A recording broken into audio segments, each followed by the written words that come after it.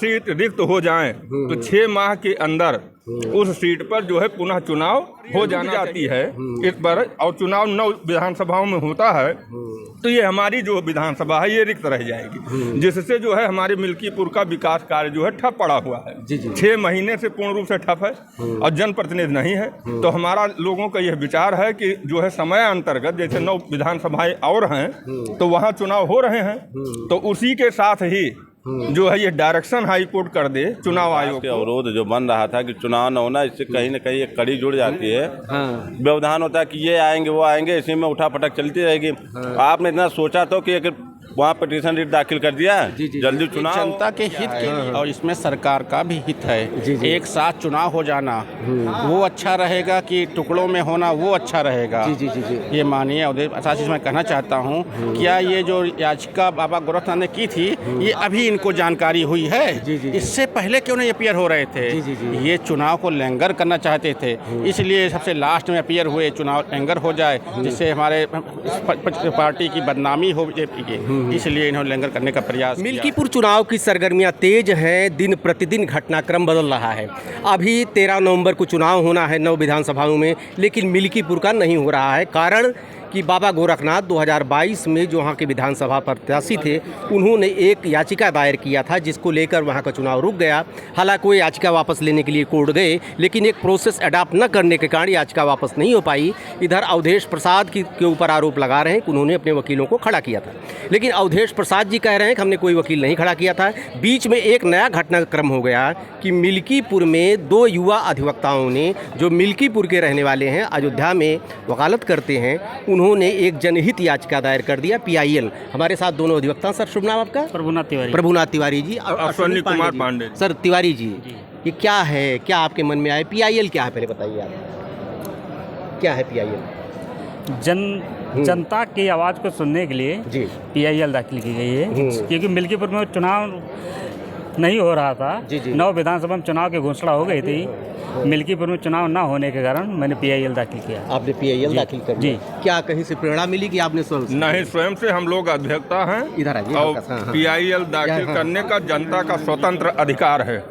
हाँ, पब्लिक के लिए यह व्यवस्था है कि कहीं भी रक्षार्थ हो या सामाजिक हित में तो PIL कोई भी आदमी जो है दाखिल कर सकता है। माननीय उच्च न्यायालय। PIL में आपने किन बिंदुओं को लिया? हम आए कि 6 महीने ये जन प्रतिनिधित्व अधिनियम 1951 की धारा 150 और 151A है, उसमें निहित व्यवस्था है कि जो सीट रिक्त हो जाएं तो 6 माह के अंदर उस सीट पर जो है पुनः चुनाव हो जाना चाहिए। उसी में नामांकन प्रक्रिया, पर्चा जांच जो भी है, संपूर्ण कार्यवाही 6 महीने के अंदर पूर्ण हो जानी चाहिए और जनप्रतिनिधि जो है चुन करके हमारे बीच में आ जाए।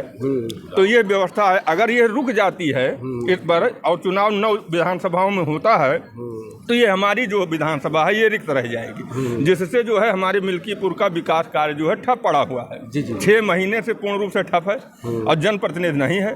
तो हमारा लोगों का यह विचार है कि जो है समय अंतर्गत जैसे 9 विधानसभाएं और हैं तो वहाँ चुनाव हो रहे हैं, तो उसी के साथ ही जो है ये डायरेक्शन हाई कोर्ट कर दे चुनाव आयोग को कि ये कोई बड़ी बात नहीं है। जब इस्तीफा दे दिया अवधेश प्रसाद ने तो स्वतः वो जो है समाप्त हो गई थी। उनको अपने विवेक पर ही निरस्त कर देना चाहिए। माननीय उच्च न्यायालय। लोग तो आरोप प्रत्यारोप लगा रहे हैं। वो तो राजनीति का केवल अखाड़ा है।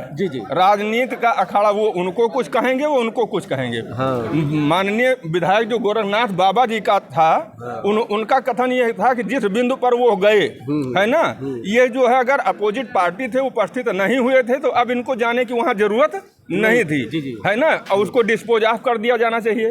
तो अभी तक नहीं हुआ, तो ये केवल बस वो उनके ऊपर वकील साहब, एक कोर्ट का एक प्रोसेस भी तो होता है। ऐसे आपने जनहित याचिका किया, किसी को आरोप लगा दिया है आपने, उसको चोर बना दिया, उसको बलात्कारी बना दिया, उसके बाद फिर आप याचिका वापस लेने चले गए, लेकिन उसको भी तो अपना पक्ष रखना चाहिए। नहीं तो रखने का क्या मतलब, जब उस पदा से ही इस्तीफा दे दिए। अच्छा, तो अब पद उसमें कुछ रखने का रह ही नहीं गया। जब उससे इस्तीफा दे दिए जिस चीज के लिए लड़ाई थी, तो इस्तीफा हो गई तो सीधे काम खत्म हो गया, उसको डिस्पोज हो जाना चाहिए, पक्ष रखने का कोई औचित्य नहीं रहेगा। सर त्रिपाठी ये बताइए कि कब इसको सुनवाई है आपकी? 24 तारीख को कल सुनवाई लगी है। हुई है। कल डेट लगी है। कोर्ट नंबर 1 पर कल डेट कल लगी हुई है। अच्छा, कल डेट लगी है। क्या लग रहा है सुनवाई होगी, आप सफल हो जाएंगे? जी सफल हो जाएंगे। सफल हो जाएंगे क्या सर? हमारा तो यही सोच है कि हम लोग वहाँ गए हैं तो आशा यही है कि हम लोग सफल होंगे और हमको न्याय मिलेगा। हमारी आपने जनता PIL दाखिल किया है तो आपको तो पूरा भरोसा होना भी चाहिए, लेकिन तीसरे वकील से मैं बात करूंगा। सर इधर आइए, सुधाकर पांडे जी हैं,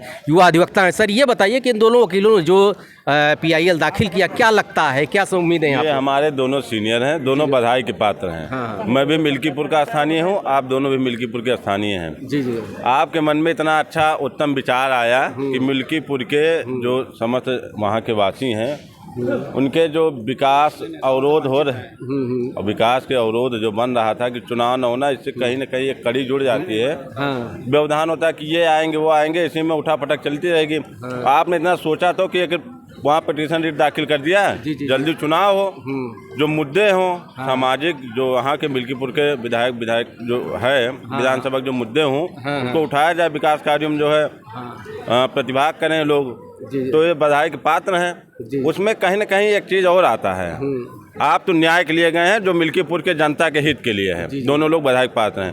लेकिन इसके पहले माननीय पूर्व विधायक जी ने एक याचिका दाखिल की थी, जो इस समय वर्तमान सांसद अवधेश प्रसाद हैं, उनके क्रिमिनल हिस्ट्री या पात्रता शिक्षक कुछ ऐसा कुछ हुआ, प्रपत्र संख्या 5 पे उन्होंने रिट दाखिल किया।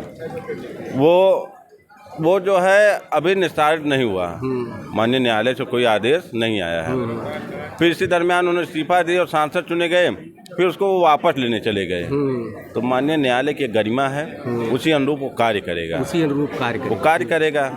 इन्होंने वापस लेना चाहा लेकिन वहाँ पे उन्होंने वापस नहीं हुआ, वो विड्रॉ नहीं हो पाया। तो माननीय न्यायालय का विवेक अब क्या करेगा, वो डिसाइड करके देगा कि वैसे जो है वो कर देगा। आपकी तो बहुत बल्ले आपने बहुत हित का काम किया मिल्कीपुर के लिए, लेकिन वहाँ पर उन्होंने दाखिल किया, उसके बाद वापस लेना चाहिए। इसमें विधायक जी के साथ में बहुत लीगल एडवाइजर होंगे, विधायक जी के ऊपर संदेह नहीं करेंगे हम। और माननीय सांसद भी चाह रहे हैं कि जो हमारे ऊपर लगा है आक्षेप, वो कहीं ना कहीं उसका रिजल्ट आना चाहिए कि मैं दोषी निर्दोष हूँ। जनता में और समाज में जो फैला है उससे क्लेरिफाई वो करना चाहते हैं, इसीलिए उन्होंने अपोज भी किया है। शायद एक दो अधिवक्ता को लगाया, अपोज भी किया है। यही मामला दर्जनों अधिवक्ता बताए जा रहे हैं। अब हमने देखा नहीं है दर्जनों अधिवक्ता हैं लगाए हैं, वो अपने जो उनके ऊपर लगा है आक्षेप उसको हटाने के लिए लगाएं कि नहीं ये जो है माननीय न्यायालय डिसाइड हो जाए। लेकिन हमारी मिल्कीपुर की जनता इसका दंश नहीं झेलना चाहती। दो सरदारों के बीच में जनता कुचली जाए, ये ठीक नहीं है। उसकी आवाज़ आप दोनों लोगों ने उठाया है, क्योंकि मैं मिल्कीपुर का हूँ। आपको लगता है दोनों लोग सफल हो जाएंगे? सफल होंगे 100% अगर न्यायपालिका भरोसा सबको हो, जो भी है बटा लेके बुरा तक वो सफल होंगे। इनके ऊपर विश्वास है सबको। इन्होंने बहुत सारे अधिवक्ता हैं मिल्कीपुर में, सुप्रीम कोर्ट तक मिल्कीपुर के लोग अधिवक्ता हैं, सबने नहीं उठाई। ये 2 लोग थे, इसका मतलब सुप्रीम तक है मिल्कीपुर की। ये वरिष्ठ अधिवक्ता मेरे साथ में है। ये जो PIL दाखिल किया गया है ये कितना न्यायोचित है, कितना सफल होगी? चूँकि पहले एक याचिका दायर हो चुकी है, कोर्ट में मामला पेंडिंग में है, कोर्ट प्रोसीडिंग चल रही है। चूँकि गोरखनाथ बाबा ने याचिका अपने वापस लेना चाहा, लेकिन अवधेश प्रसाद के वकील खड़े हो गए। उस परिस्थिति में जनहित याचिका का बीच में आ जाना, उसका न्यायिक रूप से उसका कितना महत्व बताने के लिए हमारे साथ में है श्री पवन कुमार तिवारी जी, वरिष्ठ अधिवक्ता अयोध्या के। सर क्या कहेंगे? ये जो PIL दाखिल किया मेरे जूनियरों ने, जी ये 100% सफल होगा। ये जनता के हित के लिए किया है। और इसमें सरकार का भी हित है। एक साथ चुनाव हो जाना वो अच्छा रहेगा कि टुकड़ों में होना वो अच्छा रहेगा। ये माननीय अवधेश प्रसाद जी मैं कहना चाहता हूँ, क्या ये जो याचिका बाबा गोरखनाथ ने की थी ये अभी इनको जानकारी हुई है? इससे पहले क्यों नहीं अपीयर हो रहे थे? ये चुनाव को लैंगर करना चाहते थे, इसलिए सबसे लास्ट में अपीयर हुए, चुनाव लैंगर हो जाए जिससे हमारे पार्टी की बदनामी हो बीजेपी की, इसलिए इन्होंने लैंगर करने का प्रयास किया। इनको जानकारी बहुत पहले थी, उसमें अपीयर होकर इनको जवाब देना चाहिए था। क्या वो जो नोटरी हुई थी क्या वो सही थी? इस बात का जवाब क्यों नहीं दे रहे हैं सब लोग? जब उनका नोटरी खत्म हो चुका था और शपथ पत्र ही गलत है वो, तो उसका क्या मतलब है? उसका जवाब नहीं दे रहे हैं वो। बस ये कि जब बाबा जी ने इसका गोरखनाथ ने जब वापस ले लिया अपना, तब ये अपीयर होकर वहाँ लंगर करने के लिए, वहाँ की जनता को रोस्ट करने के उद्देश्य से इन्होंने उसमें अड़ंगा लगाया कि क्या कहते हैं ये चुनाव। जिसमें आप दोनों मतलब दोनों लोगों का उद्देश्य प्रसाद और गोरखनाथ दोनों की गलती आप मानते हैं? नहीं, गोरखनाथ की गलती क्या होगी? वो तो उन्होंने शुरुआत में ही गलती किया था। उन्होंने उद्देश्य तो कह रहे हैं कि मैंने कोई वकील नहीं खड़ा किया, खाली गोरखनाथ अड़ंगा लगा रहे हैं। कैसे हो सकता है? वहाँ की जनता अंधी है क्या?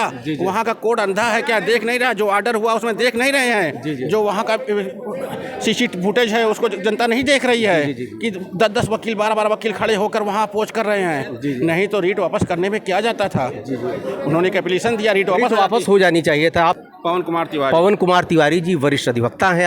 आपके दोनों जूनियर हैं, प्रभुनाथ तिवारी जी, आप हैं अश्विनी पांडे जी। आपकी चूंकि इसीलिए मैंने कहा कि सीनियर से वेरीफाई कर लेता हूं कि क्या इन लोगों ने जो कदम उठाया है उचित है कि नहीं, कितनी सफलता उनको मिलेगी। फिलहाल ढेर सारी शुभकामनाएं, इनका अपने कार्य में सफल हों। देखते रहिए अयोध्या दर्पण। धन्यवाद।